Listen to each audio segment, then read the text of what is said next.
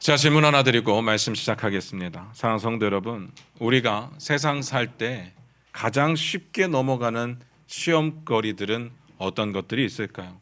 당연히 각자 다 다를 겁니다. 넘어지는 시험의 종류가 다 다르죠. 그러나 성경은요, 보통 우리의 시험에 대해서 세 가지로 정리를 해줍니다. 육신의 정욕, 안목의 정욕, 이생의 자랑. 요한 1서에 나오는 이야기죠. 설명 안 드려도 다 아실 겁니다. 우리가 너무나도 잘 아는 아담과 하와도 이 세 가지에 넘어갔습니다. 하나님의 명령이 분명히 있었거든요. 동산 안에 있는 모든 나무의 열매는 마음대로 먹어도 돼. 그런데 동산 중앙에 있는 선악을 알게 하는 나무의 열매는 먹지 마라. 먹는 날에 정령 죽으리라. 분명한 명령이 있었거든요. 아담과 하와가 성경에 나와 있지는 않지만 거룩한 상상력을 가지고 생각을 해보면 하나님의 명령이 너무나도 강력했기 때문에 아마 쳐다도 안 봤을 겁니다. 신경도 안 썼을 거예요. 그런데 뱀이 와서 말하니까 보게 되죠. 그때 성경이 뭐라고 했는지 기억나십니까? 창세기 3장 6절입니다. 제가 읽어드릴게요. 여자가 그 나무를 본즉 먹음직도 하고 보암직도 하고 지혜롭게 할 만큼 탐스럽기도 한 나무인지라 여자가 그 열매를 따먹고. 뭐라고 되어 있습니까? 먹음직도 하고 육신의 정욕이죠. 보암직도 하고 안목의 정욕이죠. 지혜롭게 할 만큼 탐스럽기도 한지라 이생의 자랑이죠. 우리를 시험하는 시험의 거리들은 대부분 이 안에 있습니다. 그러니까 묻는 겁니다. 나는 어떠냐는 거죠. 여러분은 어떠시냐는 겁니다. 내가 가장 쉽게 걸려 넘어지는 시험의 문제는 뭐가 있습니까? 저는 곰곰이 생각을 해보니까 잘 무너진다기보다 늘 심각하게 처절하게 싸우고 있는 시험의 문제가 하나 있더라고요. 이생의 자랑입니다. 여러분이 저를 아시겠지만 제가 저를 막 엄청 높이거나 저를 엄청 드러내는 걸 좋아하지는 않습니다. 이런 건 성향상 저하고 맞지는 않아요. 그런데 목회를 하다 보니까 자꾸 타협을 요구하게 되는 경우가 있어요. 사람들이 저에게 요구하기도 하고 제가 타협을 해야 되나 생각하기도 한다는 거죠. 최근에 어떤 목사님하고 통화를 하다가 그분의 이야기를 듣는데 이런 딜레마에 빠지게 되었습니다. 내가 성도님들을 너무 편안하게 해드리고 있나? 그래서 내가 목사로서의 일을 제대로 못하고 있나? 이거 직무유기인가? 이런 생각이 드는 거죠. 사실 제가 던져드린 숙제가 그렇게 쉬운 문제는 아니거든요. 쉬운 건 아니잖아요. 하나님의 나라를 삶의 자리에 살아내는 게 어떻게 쉬울 수 있습니까? 안 그렇습니까? 여러분의 직장에서, 여러분의 가정에서, 학생들은 학교에서 하나님의 주권과 하나님의 왕권을 인정하면서 살아간다는 게 결코 쉽지 않습니다. 이거보다 중요한 문제는 아마 없을 거예요. 그런데 문제는요, 이 부분이 확인이 되지 않는다는 겁니다. 여러분이 안 하겠다고 생각하시면 얼마든지 안 해도 어느 누구도 모르고 넘어갈 수 있다는 거죠. 제가 개척교회를 해보니까 알 것 같아요. 하겠다고 마음 먹으면 할 일들이 넘쳐나는데요, 안 하겠다고 마음 먹으면 일주일 내내 아무것도 안 해도 일주일 지나가고 개척교회 지나갈 수 있겠더라고요. 여러분들도 혹시 그런 거 아니겠습니까? 제가 엄청 저를 신경 쓰는 것도 아닐 거 아니에요.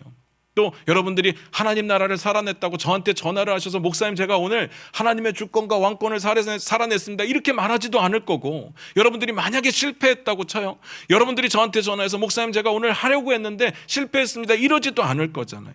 안 하겠다고만 마음 먹으면 얼마든지 어느 누구도 신경 쓰지 않은 채 살아갈 수 있겠더라는 겁니다. 안 그렇습니까? 제가 여러분들이 잘하고 있는지 잘 못하고 계신지 알 방법이 없더라는 거죠.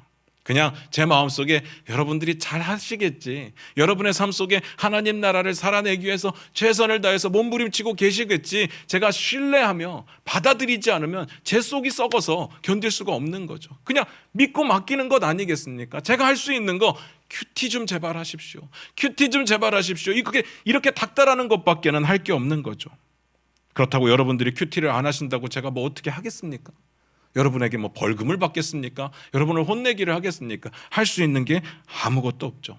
그런데 이 상태가 길어지면 길어질수록 익숙해지더라라는 겁니다. 얼마든지 삶의 자리에서 하나님 나라 신경 안 써도 죽을 때까지 살 수 있습니다. 안 그렇습니까? 그러면 그냥 우리 교회는요, 일이 별로 없는 편한 교회로 남게 되는 겁니다. 그래서 이런 생각이 드는 거예요. 나도 카리스마 장렬해 그런 목사 돼야 되나? 여러분들을 강하게 이끌어가고 여러분들에게 강하게 뭘 요구하면서 매일 교회에 와서 뭘 하라고 해야 되나? 막 그런 생각이 드는 겁니다. 그런데 그쪽으로는요, 제가 소질 자체가 없어요. 제 성향이 그러지를 않습니다. 그러니까 한편으로 또 드는 생각은요, 아니야, 하나님께서 내게 주신 사명이 있잖아. 하나님이 주신 사명은 그런 게 아니야. 저를 이렇게까지 준비시키시고 이곳까지 보내셨을 때는 하나님의 뜻이 있을 것 아닙니까? 하나님께서 저를 40몇 년 동안 준비시킨 그 목회의 방향이 있을 것 아닙니까? 그걸 하라고 하는 것 아닐까요? 정말 모든 목사님과 똑같은 목회를 한다면 굳이 제가 여기에 올 필요가 있었을까요? 그리고 만약에 그랬다면 또 여러분이 여기 와서 앉아 계시겠습니까? 더 좋은 교회, 더 큰 교회, 더 잘 되어 있는 교회를 가시겠죠. 안 그렇습니까? 그러니까 막 끌고 가야 되는 거예요. 아니면 지금처럼 계속 기다려야 되는 거예요. 이런 제 마음속에 갈등이 있더라는 겁니다. 이 싸움 중이죠. 물론 저는 답이 있습니다. 그런데 자꾸 타협하고 싶을 때가 있다는 이야기죠. 타협을 요구받을 때가 있다는 이야기입니다. 그런데 사실 제가 묻고 싶은 질문은 그건 아니에요. 이건 제 싸움입니다. 제가 정말 죽을 때까지 가지고 가야 되는 싸움이고, 여러분은 여러분 나름대로의 시험거리가 있을 겁니다. 쉽게 넘어가는 부분이 있고 내가 이것만은 고수하겠다고 싸우고 있는 시험거리들이 분명히 있을 거예요. 여기서 제 질문은 뭐냐면요, 만약에 정말 그럴 만한 가능성이 0.0000001%도 없지만 만약에 우리가 예수님이라면 그게 시험이 될까라는 이야기입니다. 만약에 우리가 예수님이라면 지금 내가 고민하고 있는 문제들이 정말 시험거리로 여겨질까라는 거죠. 어떨 것 같습니까? 오늘 본문 말씀 같이 보면서 그 이야기를 나눠보도록 하겠습니다. 4장 1절입니다. 4장 1절 같이 읽겠습니다. 시작. 그때 예수께서 성령에게 이끌려 마귀에게 시험을 받으러 광야로 가사. 오늘 본문 말씀이 이렇게 시작했습니다. 그때. 제가 항상 말씀드리지만 이 단어는 무조건 중요합니다. 전문맥을 좀 찾아볼까요? 3장 17절입니다. 바로 직전 구절입니다. 같이 읽겠습니다. 시작. 하늘로부터 소리가 있어 말씀하시되 이는 내 사랑하는 아들이요 내 기뻐하는 자라 하시니라. 지난주에 봤던 내용이죠. 지금 어떤 상황인지 말씀 안 드려도 다 아실 겁니다. 예수님께서 침례 요한에게 침례를 받으시잖아요.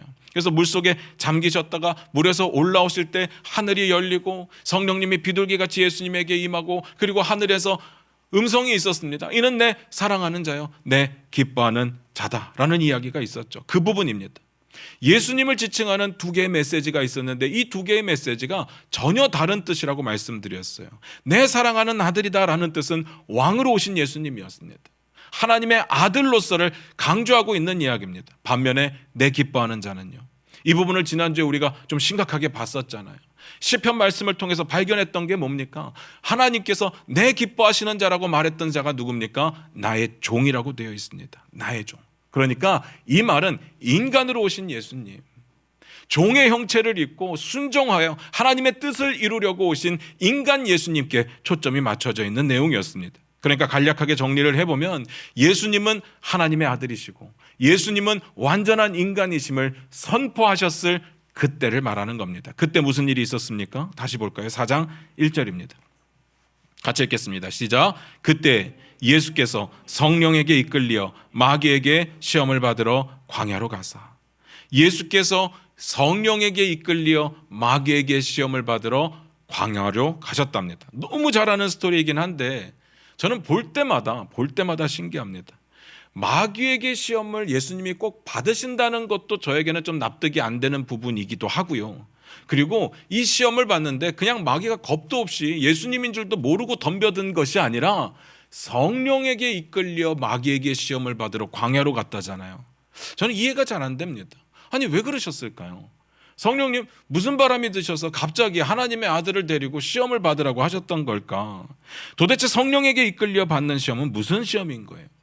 잘 생각해 보세요. 이 시험이라고 하는 게 하나님의 아들이 마귀에게도 질 수 있는 상황인가요?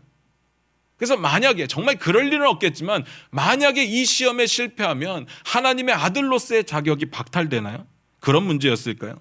원래 삼위일체 하나님이시잖아요. 이번에 이 시험에서 탈락하면 이제 한 명 빠지고 이위일체 하나님 이런 식으로 되는 거예요. 어떻게 생각하십니까? 이 정도 통과해야 하나님의 아들이다? 아직 검증이 안 된 상태인가요? 그럴 리는 없잖아요. 이건 말이 안 되는 겁니다. 그렇다면 왜 성령님께서는 이 시험을 받으라고 예수님을 광야로 이끄셨을까? 마귀에게로 이끄셨을까? 도대체 뭐에 대한 시험일까? 이걸 궁금하게 봤어야 되는 거죠.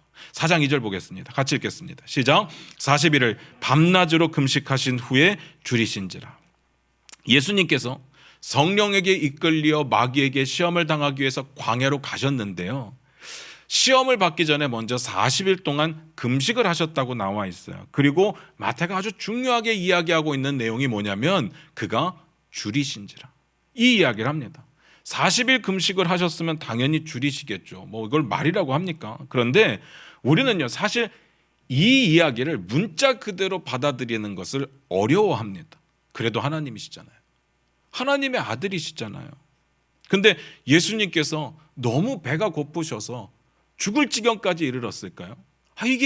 이게 마음속에 받아들이기 힘든 거예요. 여러분도 배고픈 경험 해보셨잖아요. 배고플 때 어떤 현상이 나타나요? 막 당 떨어지니까 막 손 막 떨리고 예민하게 막 반응하게 되고, 그리고 먹을 것만 보면 막 환장하게 되는 그런 상태 되지 않습니까? 우리 예수님이 그러셨다고 하면 뭔가 신성모독처럼 느껴지고 받아들이기가 힘들다는 이야기예요. 그렇지 않습니까? 그런데 마태가 분명히 이야기하는 겁니다. 그가 줄이셨다. 이게 팩트고요. 이게 오늘 이야기의 전제입니다. 줄이셨다는 말에는 우리가 상상하는 배고플 때 그 상황, 그리고 우리가 경험했던 배고플 때 그 모습 다 포함되어 있다는 이야기죠.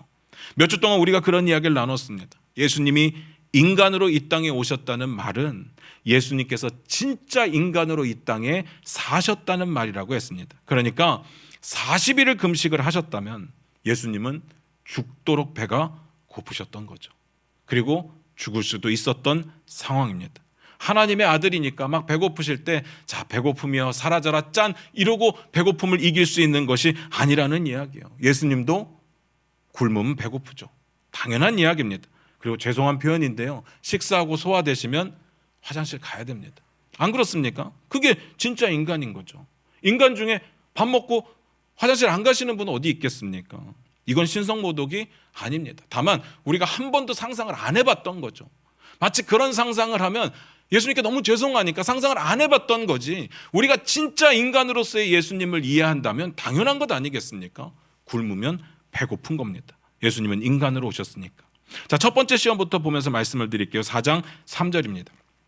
같이 읽겠습니다. 시작. 시험하는 자가 예수께 나와서 이르되 내가 만일 하나님의 아들이거든 명하여 이 돌들로 떡덩이가 되게 하라.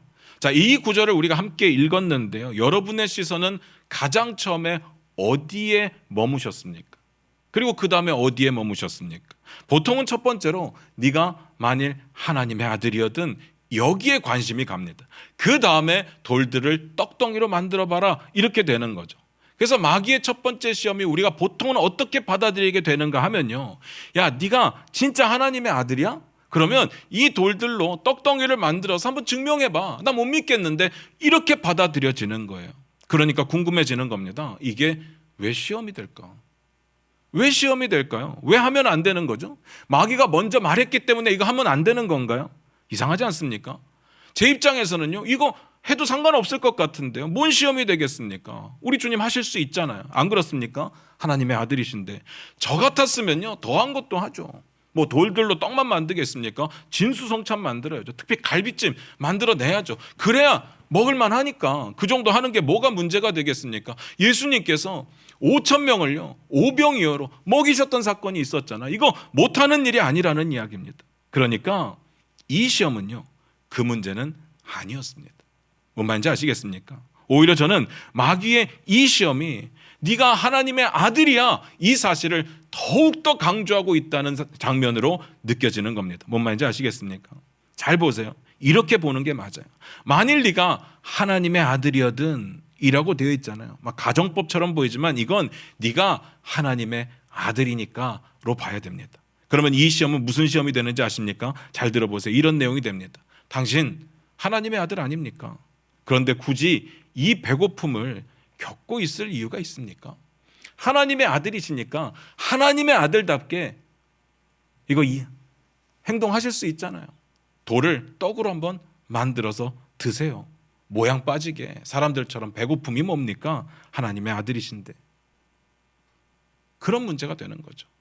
우리가 생각했던 문제하고 비슷하죠. 우리도 예수님이 배고파 죽겠으면 모양 빠진다고 생각했었잖아요. 그 문제였던 겁니다. 만약에 예수님께서 이 순간 배고픔을 해결하기 위해서 오병이어의 기적 때처럼 마귀의 말대로 돌들로 떡덩이를 만들었다고 한번 쳐볼게요. 뭐가 문제가 됩니까? 만약에 그렇게 하셨다면 예수님이 갑자기 하나님이 아닌 게 되는 겁니까? 예수님이 하나님의 아들로서의 자격이 박탈되는 거예요. 물론 실패할 수는 없겠지만, 아니면 반대로 그걸 못 해내면 하나님의 아들이 안 되는 건가요? 아까 앞에서 말씀드렸듯이 이거 통과해야 검증받는 건가요? 막 헷갈리죠. 도대체 이 시험은 뭐를 향한 시험인가? 근데 뭐가 문제가 되느냐면요, 거꾸로 이걸 했을 때 문제가 되는 게 있긴 하더라고요. 뭐가 문제가 되느냐? 예수님은 완전한 인간은 아닌 거죠. 무슨 말인지 아시겠습니까? 우리 인간은요, 배고프다고 돌을 떡으로 만들어 먹지는 않습니다. 여러분 중에 그럴 능력이 있으신 분 계십니까? 어느 누구도 배고플 때 돌을 떡으로 만들어 먹지 않아요. 지난주에 성경이 말하는 인간의 특징 두 가지를 말씀드렸어요. 하나는 죽음이었고 하나는 순종이었습니다. 인간의 한계, 육신의 한계가 있는 그런 사람으로 오셨다는 이야기고, 또 하나님의 관계가 분명하게 정리되어야 된다는 이야기였죠. 그런데 제가 인성이 무너지는 거라고 했어요. 잘 들어보세요. 예수님은요, 이 땅에 오셔서 항상 입버릇처럼 하신 이야기가 있어요. 나는 아버지의 뜻대로 행한다. 아버지의 뜻을 이루려고 왔다. 그 이야기를 하셨거든요. 그런데 하나님께서 40일을 금식하라고 성령에게 이끌려 광야로 보냈는데 배고플 때마다 돌을 떡으로 만들어 먹으면 이게 금식이 무슨 의미가 있냐고요. 만약에 그런 신적 능력을 나타나는 게 하나님의 뜻이었다고 한다면 진작에 성경에 이렇게 기록되지 않았겠습니까? 40일을 밤낮으로 금식하셨는데 하나도 줄이지 않으셨더라. 이게 맞는 거죠. 굳이 돌을 떡덩이로 만들 필요도 없잖아요. 하나님이신데, 하나님의 아들이신데 그냥 배 안 고프시면 되는 거잖아요. 얼마든지 하실 수 있다고요. 하나님의 아들이시니까. 그런데 마태가 분명하게 기록하는 게 뭐냐? 줄이셨다잖아요. 배가 고프셨다고요. 우리가 상상하는 그 배고픔을 겪고 있었다는 이야기입니다. 이 이야기를 왜 했겠어요? 예수님은 완전한 인간으로 이 땅에 오셨다는 이야기인 거죠. 그래서 정리를 해보면 마귀의 시험이 뭐냐? 당신 분명히 하나님의 아들 아니십니까? 하나님의 아들로서 이 문제를 풀어봅시다. 뭐하러 구질구질하게 육신의 한계를 입고 버티고 있습니까? 고통을 뭐하러 견디려 하십니까? 이거죠. 예수님의 인성을 포기하라고 유혹하는 겁니다. 이제 이해가 되십니까? 그만큼요, 예수님께서 이 땅에 인간으로 오셨다는 사실은 중요한 문제입니다. 그러니까 마귀가 이 문제부터 공격을 하겠죠. 그 시험에 예수님께서 이렇게 대답을 하십니다. 4장 4절 같이 봅니다. 같이 읽겠습니다. 시작. 예수께서 대답하여 이르시되 기록되었을 때 사람이 떡으로만 살 것이 아니요 하나님의 입으로부터 나오는 모든 말씀으로 살 것이라 하였느니라 하시니. 예수님의 모든 대답은요, 신명기 6장에서 8장에 나온 구절들을 인용하면서 대답을 하실 겁니다. 굳이 안 찾아볼 겁니다. 다 그겁니다. 그렇게 하시는 이유가 중요하죠. 어차피 하나님의 아들이시라면, 어차피 하나님이시라면 지금부터 내뱉는 모든 말이 다 성경에 기록될 만한 중요한 말이 될 거예요. 안 그렇습니까? 마귀가 지금 시험을 했어요. 근데 예수님께서 이렇게 반응을 하는 겁니다. 싫어, 꺼져. 이렇게 해도 이건 하나님의 말씀이 된다는 이야기입니다. 이렇게 해도 마귀가 제가 졌습니다, 저는 물러나겠습니다, 이럴 수밖에 없는 게 하나님 아니시겠습니까? 성경은 이렇게 기록될 겁니다. 예수님이 꺼져라 했는데 마귀가 꺼졌더라, 이렇게 기록될 수밖에 없다는 거예요. 그런데 굳이 말씀으로요? 이유가 있는 거예요. 지금 예수님께서 당하는 시험은 인간 예수로서 당하는 시험이거든요. 종의 형체를 입고 하나님의 말씀에 순종하기 위해서 고난을 당하고 있는 거예요. 그래서 예수님께 필요한 게 뭐라고 했어요? 순종입니다. 그런데 하나님의 뜻이 거기에 없는데 마귀의 말대로 자기의 허기를 채우기 위해서 돌을 떡으로 만든다? 그러면 문제되는 건 딱 하나입니다. 인간으로서의 예수님께 문제가 되는 거예요. 하나님의 말씀에 순종하지 않는 문제가 생기는 겁니다. 그렇다면 뭔가 헷갈리죠. 순종을 해야 되는 게 인간의 특징이라고 제가 말씀드렸잖아요. 그런데 우리 자신을 비춰보시기 바라요. 우리 순종합니까? 잘하십니까? 그런데도 인간이잖아요. 나 인간 아닌 사람 있습니까? 없잖아요. 우린 순종을 안 해도 다 인간인 거예요. 그래서 문제인 거죠. 그런 죄악된 인간으로 전락해버리는 것이 문제가 되거나, 아니면요, 완전한 인성을 포기한 하나님의 아들로서의 신성만 남거나, 이게 문제가 되는 거죠. 불순종하는 인간이 되어버리면요, 십자가의 죽음은 의미가 없습니다. 흠없는 어린 양이셔야 되는데, 하나님의 말씀에 불순종하는 인간으로서는 십자가의 죽음이, 대속의 죽음이 안 되는 거죠. 예수님의 대답을 볼까요? 뭐라고 하셨습니까? 사람이 떡으로만 살 것이 아니래요. 잘 보세요. 누가 그렇다는 거예요? 사람이. 마귀는요, 하나님의 아들이거든 이렇게 말했는데, 예수님은요, 사람이라고 대답을 하십니다. 예수님은 지금 사람으로서 시험을 받고 있는 거거든요. 자기의 인성에 대한 분명한 확신이 있었다는 이야기죠. 그리고 이렇게 말씀하십니다. 사람은 하나님의 입에서 나오는 말씀으로 사는 거야. 이게 인간이 인간답게 사는 방법인 거죠. 하나님이 요구하시는 인간의 진짜 모습인 거죠. 예수님은 요한복음에서도 이렇게 말씀하셨습니다. 제가 읽어드릴게요. 예수께서 이르시되 나의 양식은 나를 보내신 이의 뜻을 행하며 그의 일을 온전히 이루는 이것이니라. 이게 주님이 이 땅에 인간으로 오신 사명이자 소명이었죠. 하나님의 뜻을 이루는 거. 하나님의 뜻으로 봤을 때 예수님께서 배고프시다고 자기 허기를 채우기 위해서 돌로 떡을 만들어 먹는 것은 아니었습니다. 이 땅에 인간으로 오셨다면 배고픔을 견뎌내는 것이 하나님의 뜻이었다는 이야기죠. 그러려고 오셨으니까. 뭔 말인지 아시겠습니까?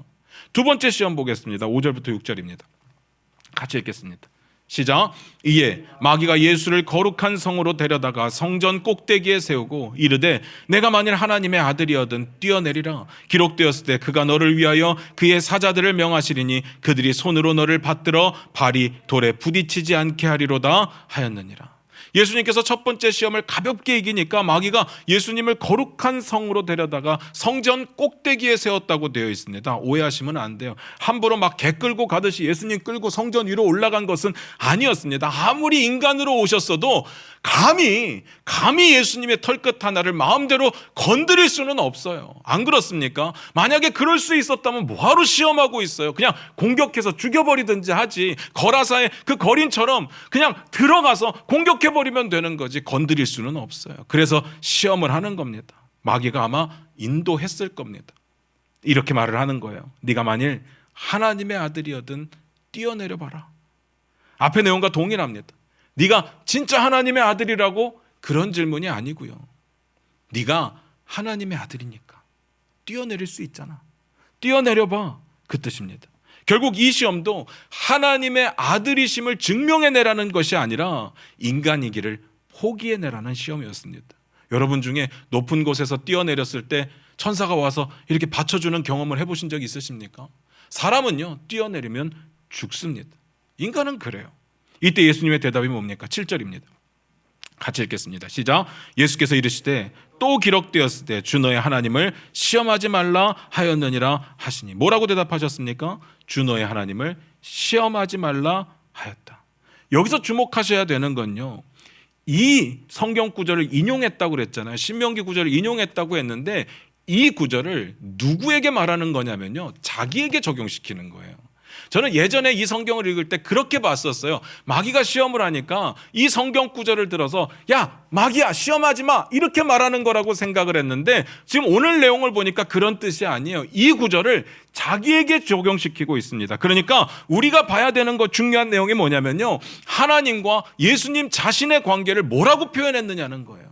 뭐라고 했어요? 주 너의 하나님. 이걸 자신에게 적용을 시켰다고요. 무슨 말인지 아시겠습니까? 예수님께서 하나님을 주님이라고 부르세요. 생각나는 구절이 있죠. 하나님과 동등됨을 취할 것으로 여기지 않으시고 종의 형체를 입어 종이 되셨거든요. 그러니까 하나님을 주님이라고 부릅니다. 자신이 이 땅에 인간으로 오신 이유와 목적이 분명했다는 이야기예요. 내용적으로는 첫 번째 시험과 동일합니다. 그러니까 넘어가도록 할게요. 다만 우리가 여기서 좀 보고 넘어갔으면 하는 내용이 있어요. 예수님이 마귀의 이 요구에 대해서 뭐라고 대답을 하셨느냐? 시험하지 말라. 시험하지 말라고 했다라고 말을 하죠. 중요합니다. 이런 행위를 하나님을 시험하는 행위라고 보셨다는 거예요. 이런 행위가 어떤 행위인데요? 잘 보세요. 진짜 예수님이 인간이 되시려면 진짜 인간으로 사셔야 돼요. 우리 인간 중에 그 어느 누구도 높은 성전에서 뛰어내렸을 때 살 수 있는 사람이 없어요. 그게 인간이에요. 높은 곳에 뛰어내렸을 때 죽어야 인간이라고요. 하나님께서 진짜 인간이 되셨다. 그 육신의 한계를 가지고 있다는 이야기입니다. 예수님도 높은 곳에서 떨어지면 죽을 수밖에 없어요. 그러니까 십자가에 매달렸을 때, 십자가에 못 박혔을 때 죽을 수 있는 것 아니겠습니까? 예수님만 특별히 살 수 있다면 십자가에 매달릴 이유가 없잖아요. 안 그렇습니까? 육신의 한계를 가지고 있다는 이야기입니다. 그런데 하나님께서 그럴 마음이 없었는데 예수님께서 한번 뛰어내려 볼까? 라고 한다면 이건 시험이 되는 거예요. 왜냐면요, 하나님의 뜻과 상관없이 하나님을 움직이게 만드는 거니까. 만약에 예수님께서 뛰어내리면 하나님께서는요, 예수님을 살리기 위해서 인간의 기본적인 그런 살고 죽는 문제를 다 뛰어넘으셔야 되는 거죠. 무슨 말인지 아시겠습니까? 이게 시험이죠. 우리의 삶에 한번 적용을 해볼게요. 하나님께서 내가 뭘 해도 무조건 지켜주실 거야. 내가 주의 일을 한다면 무조건 지켜주실 거야. 우리 그렇게 자주 말하잖아요. 그런 이야기 해보기도 하셨고 들어도 보셨을 거예요. 만약에 우리가 뭐 어려운 곳에 선교를 가거나 어려운 일을 막 하려고 할 때, 야 그때 사고 나면 어떡해, 그때 다치면 어떡해 라고 말하면 제일 많이 하는 이야기가 뭐예요? 주님께서 지켜주시겠지. 자신이 있으십니까? 정말 주님께서 지켜주실까요? 우리는 그 이야기를 들을 때마다 와 믿음 좋다 라고 말을 하겠지만 이건 믿음이 좋은 게 아니라 예수님은요 시험이라고 말하고 있는 겁니다. 아프면 병원 가야죠. 피곤하면 쉬고 자야 됩니다. 배고프면 먹어야죠. 건강을 유지하기 위해서는 적당한 운동이 필요하고요. 안정된 노후를 가지기 위해서는 지금부터 준비해 둬야 됩니다. 하나님께서 다 해주실 거야? 나 목사니까, 나 장로 권사 집사니까 하나님께서 다 알아서 해주실 거야. 그래도 내가 교회 열심히 한 게 얼만데 하나님께서 당연히 해주시겠지. 잘 생각해 보시기 바랍니다. 왜 나만 특별한 존재라고 생각을 하십니까? 다른 사람들은요 다 건강을 위해서 준비해요. 다른 사람들은요 미래를 위해서 다 준비하고 있는데 왜 나만 그 기본적인 인간이 살아가는 방식을 뛰어넘어서 나만 초월적인 특혜를 받을 거라고 착각을 하냐고요.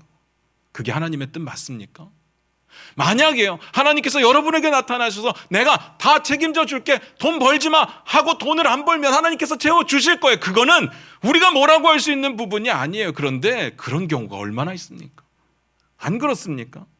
당연히 우리의 삶을 열심히 살아야 되지 않겠습니까? 그러니까 내 멋대로 내가 정해놓은 대로 하나님께서 해주셔야 돼라는 생각은요 시험이라고 예수님 말씀하시는 거죠. 무슨 말인지 아시겠죠? 마지막 세 번째 시험은요 하나님의 아들이여든이라는 말이 이제는 안 나옵니다. 8절 9절 볼까요? 같이 읽겠습니다. 시작.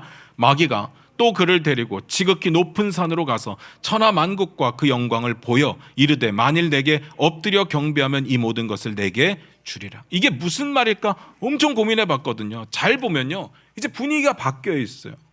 이제는요 네가 하나님의 아들이여든 이런 말이 없고요. 느낌이 어떤 느낌인가 하며 이제는요 그래 알겠다, 너 인간으로 왔다고 치자 이러는 것 같아요. 그래서 마귀가 주는 시험이 뭘까요? 너 인간으로 왔다고 칠게. 그러면 너 인간이니까 다른 사람들이 하는 것처럼 나한테 엎드려서 경배해봐. 그러면 천하 만국과 영광을 다 너에게 줄게. 잘 생각하셔야 됩니다.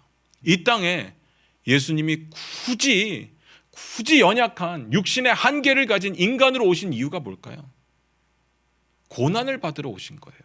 무슨 말인지 아시겠습니까? 고난받고 죽으려고 오신 거예요. 그래서 한계가 필요한 거예요. 이사야 53장 6절입니다. 제가 읽어드릴게요. 우리는 다 양 같아서 그릇 행하여 각기 제 길로 갔거든 여호와께서는 우리 모두의 죄악을 그에게 담당시키셨도다.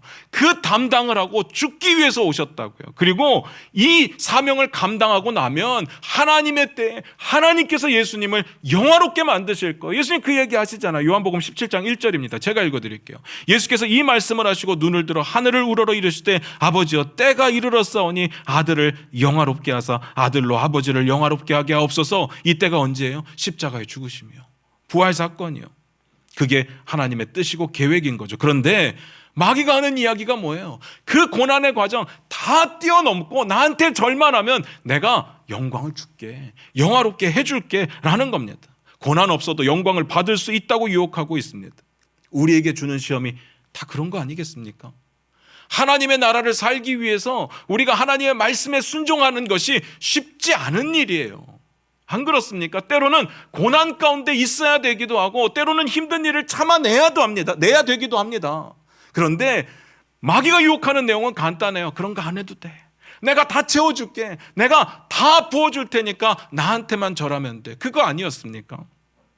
우리는 이 이야기를 들을 때 아마 그럴 겁니다. 우리는 그렇다 치는데 설마 우리 주님께서 넘어지실까? 여기에 넘어가실까? 물론 안 넘어가시죠. 주님이 안 넘어가실 겁니다. 그런데 이게 쉬운 문제는 아니었다는 거예요. 잘 생각해 보세요. 예수님께서 십자가에 달리기 전에 겟세마네 동산에서 어떤 기도를 합니까? 아버지요, 할만하시거든 이 잔을 내게서 옮기옵소서. 그 기도하잖아요. 이게 예수님께는요 엄청 감당하기 쉬운, 너무나도 하고 싶었던 그런 이야기가 아니라는 겁니다. 너무나도 피하고 싶었던 거예요. 그런데 사람들을 살리기 위해서 어쩔 수 없이 하나님의 뜻에 순종했던 것 아니겠습니까? 예수님께 죽음의 사명이 있는데 그래 한번 죽어보자. 아싸, 아무도 경험해보지 못하는 죽음을 내가 한번 죽었다 살아나 볼까? 이러지는 않는다고요. 우리 주님에게 이 십자가의 죽음이 피하고 싶은 것이었습니다. 그러니까 이게 시험이 되는 거죠. 결론이 어떻게 됩니까? 4장 10절입니다. 같이 읽겠습니다. 시작. 이에 예수께서 말씀하시되 사탄아 물러가라. 기록되었을 때 주 너의 하나님께 경배하고 다만 그를 섬기라 하였느니라. 결론은 똑같죠. 주 너의 하나님께 경배하고 그를 섬기라. 여전히 예수님이 이렇게 말씀하세요. 주 너의 하나님. 이게 자기와 하나님과의 관계인 거고요. 그리고 그에게 경배하고 그를 섬기라. 이 말이 자기가 하나님께 해야 되는 말로 일로 보셨습니다. 이게 키포인트죠. 말씀 마무리 짓겠습니다. 예수님의 시험이 우리에게 주는 적용점이 뭘까요? 예수님도 시험 받으셨다? 당연히 받으시죠. 오늘 마귀의 시험을 3번이나 이기셨지만, 그리고 성경에 보니까 마귀가 물러갔다고 되어 있지만 마귀는 완전히 떠난 건 아니에요. 항상 마귀는요 예수님 주변에 어슬렁거릴 겁니다. 성경이 이렇게 말하잖아요. 너희 대적 마귀가 우는 사자같이 두루 다니며 삼킬 자를 찾는다. 마귀는요 항상 예수님 주변에 틈을 노리고 공격할 기회만 노리고 있을 겁니다. 여러분 아시잖아요. 베드로가 예수님께서 나 죽으러 갈 거야 라고 했더니 안 된다고 막 가나여 말리잖아요. 그때 예수님 뭐라고 말씀하십니까? 사단아 내 뒤로 물러가라. 성경에 보니까 가룟 유다의 마음 가운데 마귀가 예수를 팔 생각을 넣었더라. 마귀는 결코 떠나지 않죠. 계속 공격해 올 겁니다. 그래서 어쩌라고요? 그게 적용점이 될 수는 없죠. 누구나 당하는 시험이니까 어쩔 수 없다, 그런 이야기가 아닙니다. 오늘 이야기의 포인트는요 그럼에도 불구하고 예수님은 죄를 짓지 않으셨다는 거예요. 히브리서 4장 15절입니다. 이건 찾아보겠습니다.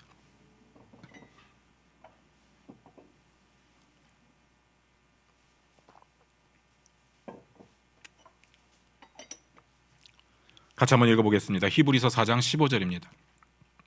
시작. 우리에게 있는 대제사장은 우리의 연약함을 동정하지 못하실 이가 아니요 모든 일에 우리와 똑같이 시험을 받으시니로되 죄는 없으시니라. 이게 중요한 거죠. 이 시험을요 하나님의 아들이기 때문에 당연히 이겨낸 게 아니에요. 지금 성경에 뭐라고 이야기를 했는가 하면 우리가 당하는 모든 시험들, 우리가 보통 경험하는 쉽게 무너지는 모든 시험들을 똑같이 당하셨는데 그런데 죄는 없으시다. 그 이야기를 하는 겁니다. 도전이 되지 않습니까? 만약에 하나님의 아들로서 이겼다면 이건 도전이 안 돼요. 우리가 감히 범접할 수 있는 부분이 아니잖아요. 이걸 어떻게 우리가 해냅니까? 그런데 어떻게 했는지는 모르겠지만 예수님께서 완전히 하나님의 능력을 배제하고 인간으로서 이 시험을 당했는데 죄가 없으셨다. 그 이야기를 하는 겁니다. 우리는요 늘 어쩔 수 없었다는 말을 입에 달고 살아요. 사람은 다 실수한다고, 사람은 다 실패한다고, 죄 짓지 않냐고 말을 합니다. 그런데 아니에요. 인간으로 오신 예수님은 실수가 없으셨죠. 죄가 없으셨습니다. 오늘 시험을요 하나님의 아들로서 받으신 게 아니에요. 인간으로서 받으신 겁니다. 물론 제가 이렇게 말씀드린다고 해서 예수님을 쪼개서 이 부분은 하나님이시고 이 부분은 인간이시고 여기서부터 여기는 하나님이시고 여기서부터 여기는 인간이고 그런 이야기가 아니에요. 앞에서도 말씀드렸지만 어떻게 하는지 우리는 모르지만 하나님의 절대적인 신적 능력을 배제한 상태로 인간으로 시험을 받으셨는데, 그런데 그 시험에 이기셨다는 이야기죠.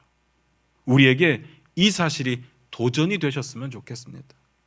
왜 맨날 진다고 생각을 하죠? 왜 맨날 지는 게 당연할까요? 성경에 이렇게 나오잖아요. 고린도전서 10장 13절입니다. 우리 화면 보면서 같이 한번 읽어보겠습니다. 같이 읽겠습니다. 시작. 사람이 감당할 시험 밖에는 너희가 당한 것이 없나니 오직 하나님은 미쁘사 너희가 감당하지 못할 시험 당함을 허락하지 아니하시고 시험 당할 쯤에 또한 피할 길을 내사 너희로 능히 감당하게 하시느니라. 아멘 되십니까? 이길 수 있습니다. 더 이상 어쩔 수 없었다는 핑계는 우리 대지 맙시다. 사람은 누구나 실수한다고요? 그런 이야기는 하지 말았으면 좋겠습니다. 우리 이길 수 있어요. 아니면 피할 수 있습니다. 그런데 궁금하잖아요. 우리 주님은 이기셨는데 왜 나는 맨날 실패하는 거죠? 솔직히 말해서 왜 나는 계속 그 시험 가운데 넘어지는 걸까? 우리 주님이 하나님의 아들로서 이긴 게 아니라고 했잖아요. 그도 인간으로서 그 시험을 당했는데 이겼는데 나도 똑같은 인간인데 왜 안 되냐는 거죠. 혹시 몰래 편법 쓴 거 아닙니까? 하나님의 아들로서 뭔가 능력을 몰래 쓴 거 아니에요? 그렇게 생각할 수 있지만 잘 생각하셔야 됩니다. 왜 예수님은 이기셨을까? 우리가 처음부터 봤던 내용이 있어요. 그리고 잠깐 잊어버렸던 내용이 있는데 성경에 보니까 앞에 뭐라고 되어 있는가 하면 성령이 예수를 이끌어 마귀에게 시험 받으러 갔다고 되어 있습니다. 예수님은요 성령님과 함께 하셨습니다. 그러니까 성령님이 예수님을 사지에 몰아넣어서 너 한번 죽어봐라 이게 아니라 처음부터 끝까지 성령님과 동행했다는 이야기입니다. 바로 그 성령님이 지금 우리와 함께 하지 않습니까? 우리 안에 계시지 않습니까? 나는 성령님이 계신 줄 모르겠는데요 라고 말하실 수 있어요. 그런데 제가 정말 좋아하는 구절이 있잖아요. 성령의 능력이 아니고서는 어느 누구도 예수를 주로 시인할 수 없다고요. 여러분이 예수를 주로 시인하고 있다면 성령의 능력입니다. 여러분이 잘나서 여러분이 똑똑해서 내가 예수를 선택한 거야가 아니라는 거죠. 성령의 역사 없이는 불가능한 일이에요. 그런데 성령이 내 안에 계시는데도 왜 자꾸 실패하냐고요. 궁금하지 않습니까? 아까는 그걸 몰랐다고 치고 이제는 알겠는데 왜 또 실패하냐고요. 여기서 우리가 고민해 봐야 되는 거 그거 아니겠습니까? 예수님은 성령님과 동행함으로 성공했으니까 우리가 예수님처럼 안 하는 게 있겠죠. 그게 뭘까요? 순종입니다. 결국은 순종이에요. 사도행전 5장 32절입니다. 화면 보세요. 같이 읽겠습니다. 시작. 우리는 이 일의 증인이요 하나님이 자기에게 순종하는 사람들에게 주신 성령도 그러하니라 하더라. 성령의 이끄심을 누가 받습니까? 성령의 충만함을 누가 받아요? 순종하는 자가 받는 거예요. 왜 내게 성령의 역사가 안 나타나느냐? 내가 순종하지 않기 때문입니다. 우리가 성령의 역사는 막 신비로운 체험, 막 눈 돌아가고 막 이상한 말하고 막 이런 것만 생각하는데 그게 아니라 성령의 충만함은 하나님 앞에 순종하는 자들이 받는 거예요. 그 인도하심을 말하는 겁니다. 우리가 왜 실패하는지 아시겠습니까? 우린 순종이 없어서 그래요. 그래서 무너지는 겁니다. 11절 보고 마칠게요. 4장 11절입니다. 같이 읽겠습니다. 시작. 이에 마귀는 예수를 떠나고 천사들이 나와서 수종드니라. 이게 결론이죠. 승리는 이런 겁니다. 그리고 승리하신 예수님이 이제는 우리를 돕고 계실 겁니다. 그러니까 이길 수 있습니다. 제가 부탁드리는 게 있어요. 제발 패배가 당연하지 않았으면 좋겠어요. 실수가 당연한 것이 아니었으면 좋겠어요. 실패가 당연하지 않았으면 좋겠습니다. 우리 이길 수 있다고요. 우리의 문제는 시험에 넘어진 게 문제가 아니라 하나님의 말씀을 모르고 순종하지 않았다는 게 문제인 거예요. 그래서 성령님의 도우심을 못 받았다는 게 문제인 거죠. 할 수 있습니다. 아직 시간이 있으니까 기도하겠습니다.